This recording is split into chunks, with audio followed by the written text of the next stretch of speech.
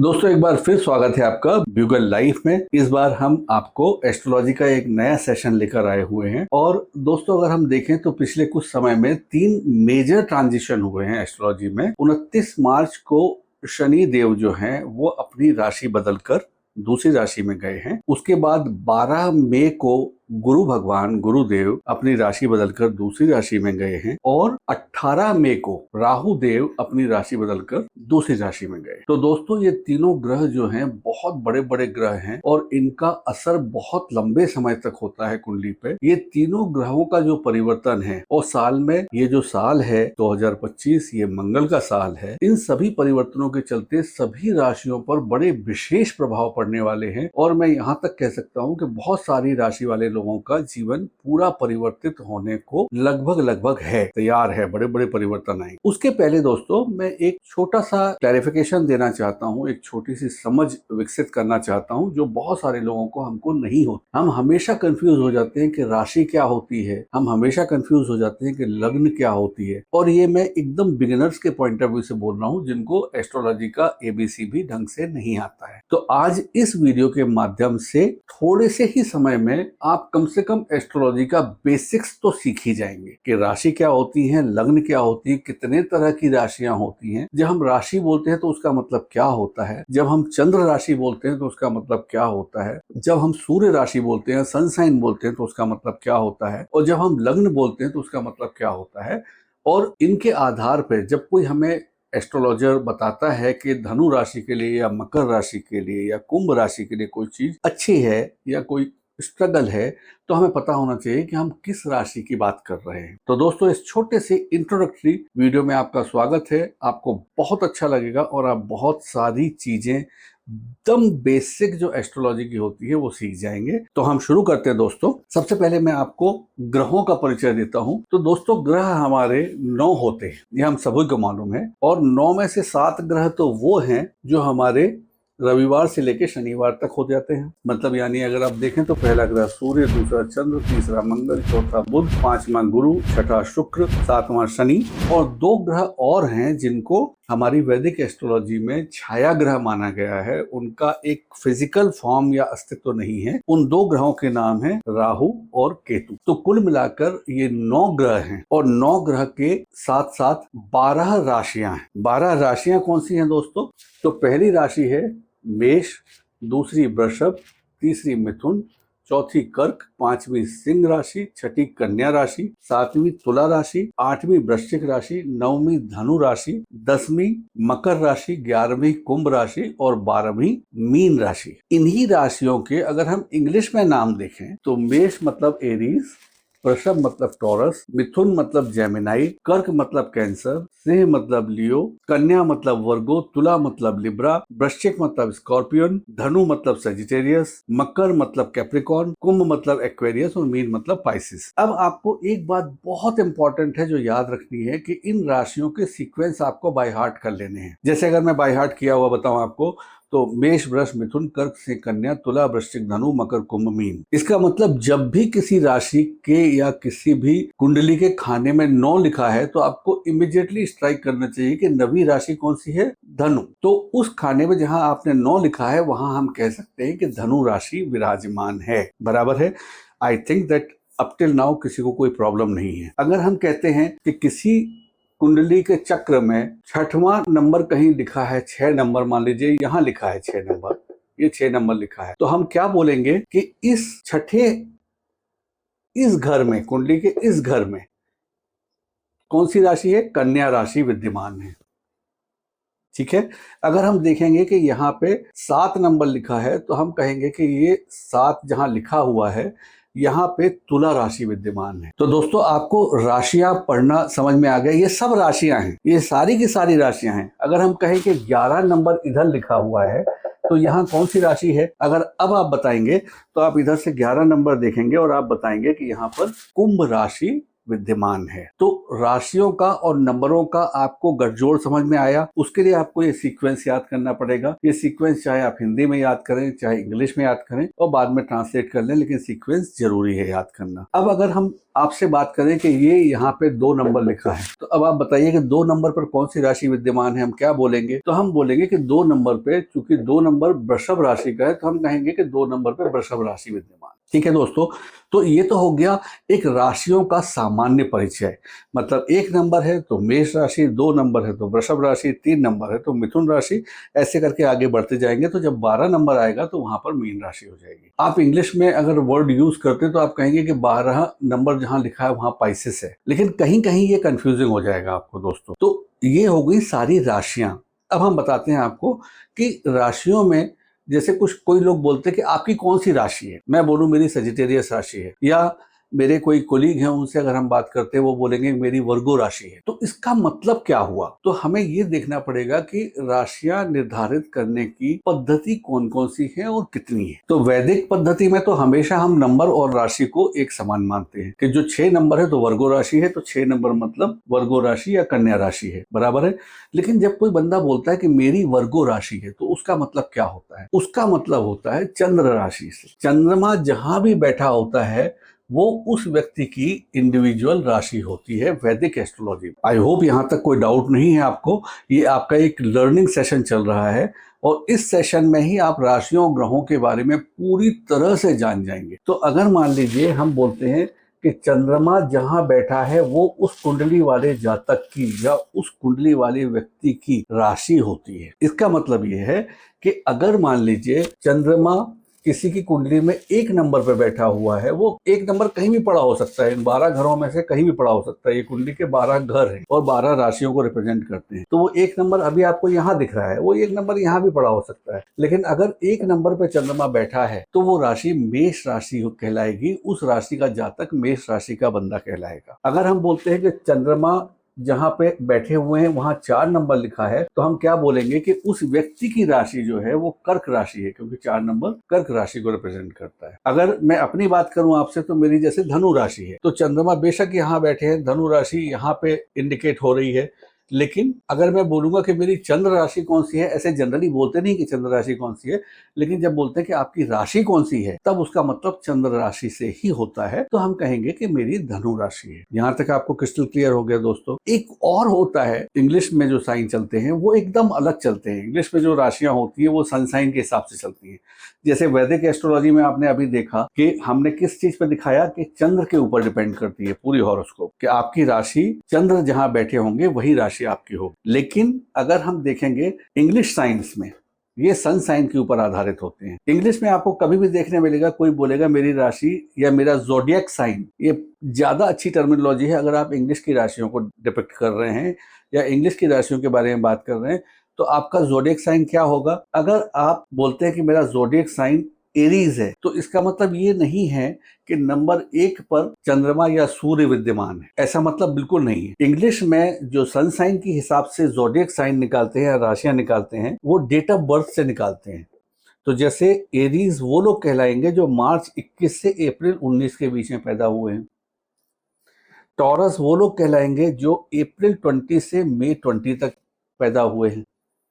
Gemini वो लोग कहलाएंगे जो मई 21 से जून 20 तक पैदा हुए हैं, and so on and so fourth. That means एक पर्टिकुलर साल के जिस महीने में आप पैदा होते हैं उस महीने को आप इस डेट ऑफ बर्थ से देखें, इस डेट से देखेंगे, डेट की रेंज से देखेंगे जो 1 महीने की होती है लगभग, तो आपको 12 जोडिएक साइंस या 12 राशियां अलग मिलेंगी। ये चंद्र राशि से मैच करें या ना करें ये कोई जरूरी नहीं है। और जब हम राशिफल बताते हैं वैदिक एस्ट्रोलॉजी का केपी सिस्टम से या इंडियन सिस्टम ऑफ एस्ट्रोलॉजी से बताते हैं तो हम चंद्र राशि के ऊपर बात करते हैं, हम जोडिएक साइन या सन साइन के ऊपर बात नहीं करते हैं। तो कभी भी कंफ्यूज ना हो। अभी अगर आपको राशियां अच्छी तरीके से समझ में आ गई हैं तो अब हम आपको बताएंगे कि लग्न क्या हो। जैसे हम किसी को बोलेंगे कि आपकी राशि कौन सी है, मैं अपना एग्जांपल आपको देता हूं। तो मेरी राशि कौन सी है? मेरी राशि धनु है। इसका मतलब ये है कि जहां 9 नंबर लिखा हुआ है वहां मेरे कुंडली में चंद्रमा विद्यमान है। 9 नंबर मतलब धनु राशि। लेकिन मैं अगर अपना ज़ोडिएक साइन आपको बताऊं तो मेरी डेट ऑफ बर्थ फॉल करती है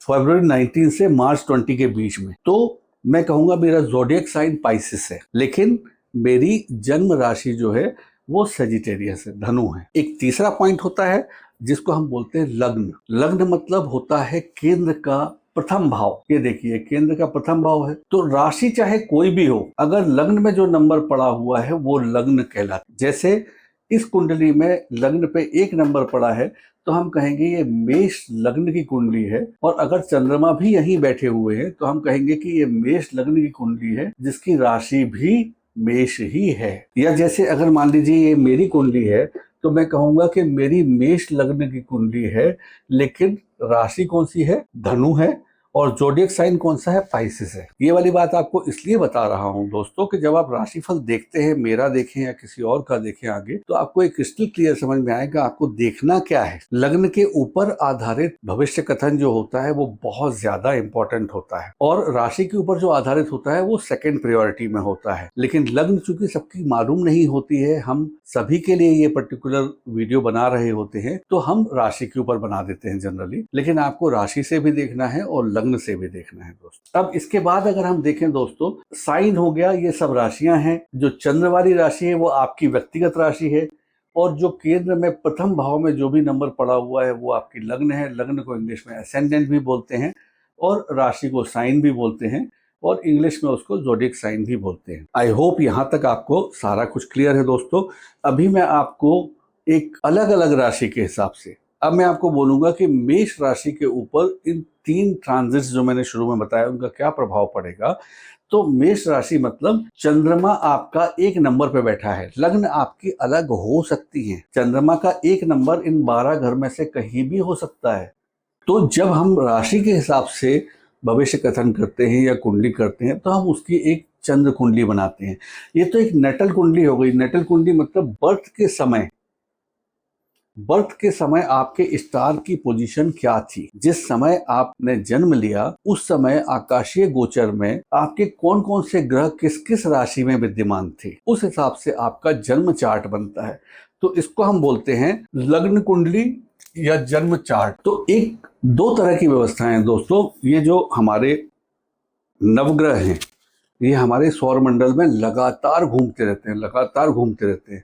आज भी जो बच्चा पैदा हुआ होगा या आज जो बालक पैदा हो रहा है, तो आज के समय आकाश में ग्रहों की जो स्थिति है वो उसकी चार्ट बन के तैयार हो जाएगी, और वो चार्ट उसके जीवन की रूपरेखा निर्धारित करेगी। इसके लिए एस्ट्रोलॉजी को हम एक पर्टिकुलर साइंस भी बोलते हैं, क्योंकि इसमें बहुत कैलकुलेशन लगती है, और एक आर्ट भी बोलते हैं। ये हमने अपनी पहली वाली वीडियोज में आपको बताया है। तो दोस्तों अगर आज कोई बालक पैदा हुआ है तो उसकी कुंडली आज के हिसाब से जो भी आकाशीय व्यवस्थाओं में ग्रह नक्षत्र बैठे होंगे वैसा वैसा उसका चार्ट में रिफ्लेक्ट करेगा। अब अगर मान लीजिए कोई बंदा ऑलरेडी 25 साल की उम्र में हो चुका है, कोई बंदा 20 साल पहले पैदा हुआ है, तो उसका ऑब्वियसली जो जन्म चार्ट है वो उस समय जो रहा होगा वो दूसरा रहा होगा। आज वो ग्रह घूमते अपनी परिक्रमाएं करते करते किसी और स्थिति में आ गए। तो हम क्या बोलते हैं कि इस कुंडली को जो जन्म चार्ट है, इस चार्ट को ये फिक्स रहता है, ये कभी नहीं बदलता। ये आपके जन्म का चार्ट हो गया। इसके लिए समय बहुत महत्वपूर्ण होता है कि किस समय आप पैदा हुए। कुछ लोग बोल देते हैं कि मुझे समय याद नहीं है, टाइम डेट याद है, शहर याद है, लेकिन समय याद नहीं है। तो समय का याद होना इसलिए भी इंपॉर्टेंट है। तो एक हो जाता है हमारा जन्म चार्ट। जन्म के समय इसको इंग्लिश में नेटल चार्ट भी बोलते हैं। नेटल चार्ट यानी कि जब हम पैदा हुए थे उस समय ग्रहों की स्थिति क्या थी। अब हम इसमें दूसरा देखते हैं तो उसको बोलते हैं ट्रांजिट चार्ट। ट्रांजिट चार्ट मतलब अगर हमें आज भविष्य देखना है कि आज का भविष्य क्या है, आज इस जातक के साथ क्या होगा, तो उसको हम बोलते हैं ट्रांजिट इंग्लिश में, या हिंदी में उसको बोलते हैं गोचर। जिस समय जिस दिन आप देख रहे हैं उस दिन ग्रहों की अवस्था कैसी है। तो दोनों ही चीजें आपके जीवन में प्रभाव डालती हैं। एक तो ये कि आप नेटल में बर्थ के समय में क्या योग लेके पैदा हुए थे, क्या प्लेसमेंट थी ग्रहों की आपकी कुंडली में, और आज अगर हम देखना चाहते हैं कि आज उस कुंडली वाले का क्या परिणाम होने वाला है, उसके साथ क्या कुछ घटित हो सकता है अच्छा, तो आज हमें देखना पड़ेगा कि ट्रांजिट में ग्रह कैसे चल रहे हैं। अगर नेटल भी बलवान है और ट्रांजिट भी बलवान है तो शुभ फलों में बढ़ोतरी हो जाती है। और अगर ऐसा है कि नेटल कमजोर है लेकिन गोचर जो है वो बहुत बलवान जा रहा है, तो मिक्स फल मिलेंगे टुवर्ड्स पॉजिटिव। अगर दोनों ही बुरे हैं तो फिर आपको थोड़ा संघर्ष और कठिनाइयां रहेंगी लाइफ। दोस्तों ये हो गया आपका राशि परिचय, ग्रह परिचय जो हमने आपको दिया, और आप कहीं कंफ्यूज ना हो उसके लिए हमने आपको ट्रांजिट्स बताए, उसके लिए हमने आपको इंग्लिश के ज़ोडिएक साइंस ही बताए। इंग्लिश के ज़ोडिएक साइंस की कहीं ज़रूरत नहीं पड़ती है। मुझे याद है हम कभी देखते थे टाइम्स ऑफ इंडिया में, तो पहले इंग्लिश के सन साइन के हिसाब से ही आते थे वहां पे फोरकास्ट, जिनमें छोटे छोटे पैरा हर राशि के लिए लिखे होते थे, बट वो ज़ोडिएक साइन एकदम अलग हुआ करता था। तो वहां जब हम देखते थे तो वहां हम डेट वाइज अगर दिया है कि इस डेट से इस डेट के बीच में, तो वहां पे मैं अपना देखूंगा तो मैं पाइसेस के हिसाब से देखूंगा। अगर मैं यहाँ पे देखूंगा वैदिक एस्ट्रोलॉजी के हिसाब से देखूंगा तो मैं यहाँ पे सेजिटेरियस धनु के हिसाब से देखूंगा।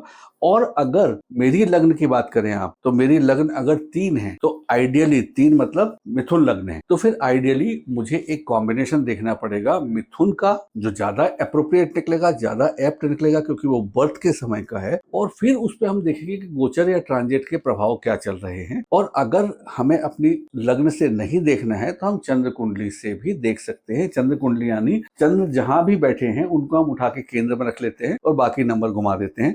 अब आपको नंबरों का एक बार और बताना है मुझे थोड़ा सा, जिसमें आपको बेसिक समझ में आएगा। जब जब हम एस्ट्रोलॉजी के नए नए प्रेडिक्शन करते जाएंगे तो हम आपको बताते भी जाएंगे कि और भी लर्निंग के लिए, आपको कुछ कुछ सिखाने के लिए और चीजों को सही तरह से समझ में आए उसके लिए कुछ और डिटेल्स एंड डिस्क्रिप्शंस वहां देते जाएंगे। मेरे ख्याल से पहले वीडियो के लिए ये सही है। देखिए, जो राशियां हैं, जो मूवमेंट होते हैं ग्रहों के, वो एंटी क्लॉकवाइज होते हैं,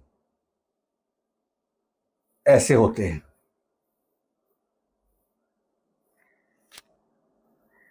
ये एंटी क्लॉकवाइज मूवमेंट होते हैं।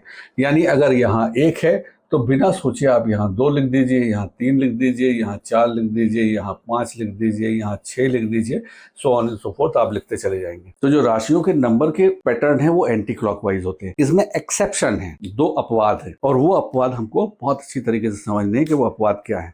राहु और केतु अकेले 2 छाया ग्रह ऐसे हैं जिनके मूवमेंट एंटी क्लॉकवाइज नहीं होकर क्लॉकवाइज होते हैं। मतलब जैसे चंद्र 1 पर बैठा है, अब यहां से 2 पर जाएगा, बराबर है, ऐसा जाएगा। लेकिन अगर यहीं पे राहु बैठा होता तो राहु जब अपनी जगह छोड़ता था तो ऐसा उल्टा जाता था। ठीक है, तो राहु और केतु 2 हमेशा क्लॉकवाइज चलते हैं और बाकी जो जितने भी ग्रह हैं वो एंटी क्लॉकवाइज चलते हैं, और राशियों के मूवमेंट भी एंटी क्लॉकवाइज होते हैं। यहां तक आपको अगर अच्छे से समझ में आ गया है दोस्तों, तो अब जो मैं आगे आपको बताने जाऊंगा वो बहुत इंपॉर्टेंट है और क्रिटिकल है, क्योंकि आप अकेला एक राशि पर आधारित भविष्य देख लेंगे वो संपूर्ण नहीं होगा। आपको लग्न से भी चेक करना पड़ेगा। ये वाला पार्ट छोड़ देते हैं क्योंकि ये पूरा इंग्लिश सिस्टम है, ये थोड़ा सा अलग सिस्टम है, इसको हमारी वैदिक एस्ट्रोलॉजी में जरूरत नहीं पड़ती है। हालांकि ये सिस्टम जो है ये व्यक्ति के कैरेक्टर, उसकी पर्सनैलिटी के बारे में बहुत अच्छे से बताता है। ये जो चीजें हैं ये भी उतनी ही अच्छी तरीके से बताती हैं, लेकिन ये भविष्य के बारे में बहुत अच्छी तरह से बताती हैं। होप करता हूं दोस्तों, उम्मीद करता हूं कि आपको यहाँ तक ये बेसिक स्ट्रक्चर समझ में आया, बेसिक पर्पस समझ में आया कि हमने क्यों बताया ये सब कुछ आपको। अब हम आगे आपको बात करेंगे, तो हम हर राशि के ऊपर गोचरीय प्रभाव को देखते हुए अभी जो मेन 3 ट्रांजिट हुए, कौन कौन से 3 ट्रांजिट, एक शनि का ट्रांजिट 29 मार्च वाला, एक गुरु का ट्रांजिट 12 मई वाला, और एक राहु का ट्रांजिट 18 मई वाला। इनका प्रभाव सारी राशियों पर अलग अलग क्या क्या पड़ता है और क्या क्या पड़ेगा उसके बारे में हम विवेचना करेंगे दोस्तों। अब आपसे अभी तक का वीडियो आपको अच्छा लगा है तो यहाँ तक बने रहने के लिए धन्यवाद। तो दोस्तों ये छोटा सा एक्सटेंशन पार्ट है इसी वीडियो का। तो हम आपसे ये बताना चाह रहे थे कि आप अपनी, जो अभी हम इंडिविजुअल राशि के ऊपर वीडियो बनाएंगे वो चंद्र राशि के ऊपर बनाएंगे, तो चंद्र राशि आपकी जो भी है वो वीडियो जरूर देख लें। लेकिन चूंकि 12 की 12 राशियां यहाँ पर मौजूद रहेंगी जो अभी हम अपलोड करेंगे, तो 12 की 12 राशियों में आपकी लग्न राशि भी रहेगी। जैसे ही आपको पता पड़ता है कि आपकी लग्न मान लीजिए 5 है, तो आप चंद्र राशि के हिसाब से अगर मेष राशि की भविष्य देख रहे हैं, उसकी अगर आप प्रेडिक्शन देख रहे हैं, तो अपनी लग्न सिंह के हिसाब से भी प्रेडिक्शन देख लीजिए। क्योंकि ये जो हम प्रेडिक्शन कर रहे हैं ये हम बहुत लंबे गोचर चलने वाले ग्रहों की कर रहे हैं, यानी शनि, राहु और बृहस्पति, जिनके गोचर शनि के 2.5 साल, बृहस्पति के लगभग 13 महीने, और गुरु के लगभग 13 महीने, और राहु के लगभग 18 महीने का गोचर होता है। तो ये लग्न पर ज्यादा सटीक बैठेगा। दूसरा पॉइंट दोस्तों, कुछ लोग बोलते हैं कि अगर आपको राशि नहीं पता है तो नाम के प्रथम अक्षर से राशि निकाल सकते हैं। यानी कि जैसे अगर आपका नाम आ से अजय है तो वो बोलेंगे अजय की राशि मेष राशि है। बट ये भी पक्का तब तक नहीं है दोस्तों जब तक कि आपके माँ बाप ने या अजय के माँ बाप ने अजय जी का नाम राशि के अक्षरों पर ना लिखा हो। जब बेबी का बर्थ होता है तो पंडित बताते हैं कुंडली देखकर कि इसका नाम इन 4-5 अक्षरों से शुरू हो सकता है। मैंने इसलिए बोल दिया कि बहुत कॉमन है और मेष राशि को रिप्रेजेंट करता है, तो वो भी सही नहीं है। ऐसे बहुत सारे लोग जब आपको बोलते हैं कि हम ये मकर राशि की विवेचना कर रहे हैं, तो आप उसको ब्लाइंडली मत फॉलो करिए। सब कुछ गलत हो सकता है। अगर मकर राशि की उनकी डेफिनेशन अलग हुई तो आपको ये बहुत अच्छी तरह से देखना होगा कि जो राशि पर विवेचना कर रहे हैं वो चंद्र राशि है, सूर्य राशि है, या वो ज़ोडिएक साइन की राशि पर कर रहे हैं। ज़ोडिएक साइन में सिंपल है देखने का तरीका, अगर आगे डेट की लिखी हुई है तो वो ज़ोडिएक साइन वाली राशि है, वो सन साइन वाली राशि है, तो वो अलग होती है। जैसे मैंने अपने एग्जाम्पल में अपनी वाली राशि आपको बताई कि पाइसिस है, मेरी चंद्र राशि मान लीजिए धनु है, और मेरी जो लग्न है वो मिथुन है। तो मुझे मेरी अपनी प्रेडिक्शन में जो 12 साइंस की प्रेडिक्शन में कर रहा हूं, मैं धनु देखूंगा चंद्र राशि के लिए, लेकिन इन 3 जो लॉन्ग टर्म ट्रांजिट्स जिनके होते हैं इनके लिए मैं मिथुन भी देखूंगा, क्योंकि वो मेरी लग्न है। और इसके अलावा नाम का तो मतलब ही नहीं है कि नाम आपका आ से चालू होता है तो मेष, क्योंकि वो कंफ्यूजिंग हो जाएगा बहुत ज्यादा। आप गलत रीडिंग मान लेंगे, आप गलत निदान कर लेंगे, गलत उपाय कर सकते हैं, या आप गलत जेम्स वगैरह भी धारण कर सकते हैं। इसलिए इस बारे में पक्का और श्योर होना बहुत जरूरी है कि आपकी राशि क्या है, आपकी लग्न क्या है, आपका ज़ोडिएक साइन क्या है, एंड अकॉर्डिंगली आप सारी रीडिंग्स देखें। दोस्तों, इस वीडियो के मैं यहाँ तक पूरा देखने के लिए आपको बहुत बहुत धन्यवाद है। आगे से कोई भी वीडियो चाहे मेरा देखें चाहे किसी का भी, पहले श्योर कर लें कि मैं चंद्र राशि पे बता रहा हूँ या लग्न पे बता रहा हूँ। अकॉर्डिंगली आप अपना जो राशिफल है वो देखें। दोस्तों, इस वीडियो को लाइक करें, शेयर करें, सब्सक्राइब करें, और हमें कमेंट करके जरूर बताएं कि आपको कैसा लगा और आपको कैसे कंटेंट्स आगे चाहिए। धन्यवाद।